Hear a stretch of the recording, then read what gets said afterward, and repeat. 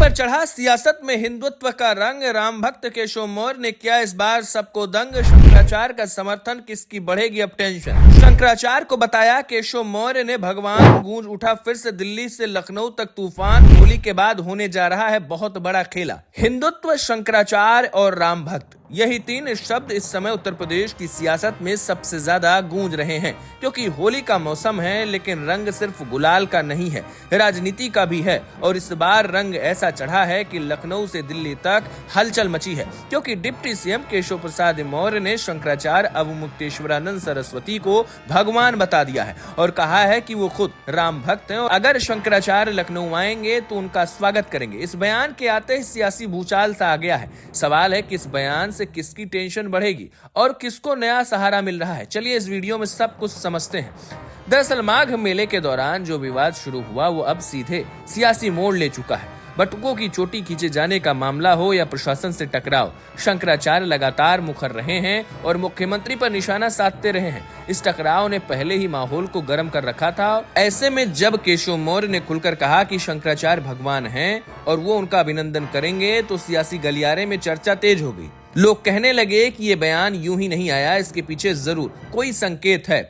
हालांकि केशव मौर्य का ये झुकाव नया नहीं है। जब शंकराचार्य अनशन पर बैठे थे तब भी उन्होंने निवेदन किया था और अब फिर से वही स्वर सुनाई दिया, जबकि सरकार और शंकराचार्य के बीच दूरी साफ दिख रही है। यही वजह है कि इस बयान को अलग अलग नजर से देखा जा रहा है। राजनीति में शब्द तीर की तरह होते हैं और समय देख कर छोड़े जाते हैं। ऐसे में ये सवाल उठना स्वाभाविक है कि क्या ये हिंदुत्व की जमीन पर अपनी पहचान मजबूत करने की कोशिश है या फिर आने वाले दिनों के लिए सियासी तैयारी हो रही है, क्योंकि उत्तर प्रदेश में हर धार्मिक मुद्दा सीधे वोट से जुड़ जाता है। आपको बता दें, शंकराचार्य पर लगे आरोपों का मामला कोर्ट में है और दूसरी तरफ वो 7 मार्च को लखनऊ कूच करने की तैयारी में है। जैसे जैसे तारीख करीब आ रही है, बयानबाजी तेज होती जा रही है। होली के बाद अगर शंकराचार्य लखनऊ पहुंचते हैं और केशव मौर्य उनका स्वागत करते हैं तो तस्वीर क्या बनेगी। रिपोर्ट्स की माने तो गौरक्षा को लेकर भी केशव मौर्य ने साफ कहा है कि यूपी में गौ माता सुरक्षित हैं और किसी तस्कर की हिम्मत नहीं है कि हाथ लगा सके, लेकिन राज्य माता का दर्जा देने की जरूरत नहीं है। ये बयान भी चर्चा में है, क्योंकि हिंदुत्व की राजनीति में गाय का मुद्दा हमेशा बड़ा रहा है।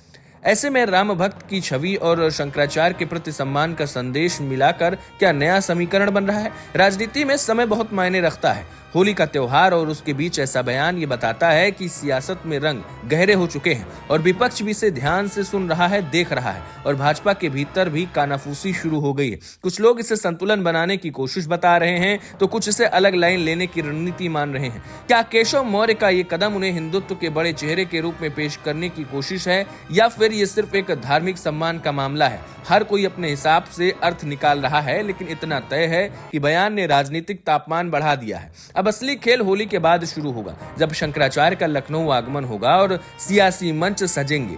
क्या ये मुलाकात नई तस्वीर बनाएगी? क्या इससे सरकार के भीतर की दूरी कम होगी या फिर और बढ़ेगी? ये कदम भविष्य की राजनीति की दिशा तय कर देंगे। फिलहाल इतना तय है कि हिंदुत्व का रंग इस बार सियासत पर गहरा चढ़ा है और केशव मौर्य के बयान ने सबको चौंका दिया है। अब नजर इस पर है कि ये प्रदर्शन किसकी ताकत बढ़ाएगा और किसकी टेंशन बढ़ाएगा, क्योंकि उत्तर प्रदेश की राजनीति में हर शब्द के पीछे बड़ा मतलब छिपा होता है और हर बयान आने वाले चुनाव की पटकथा भी लिख रहा होता है। ना उत्तर प्रदेश के लिए ऋषभ की रिपोर्ट।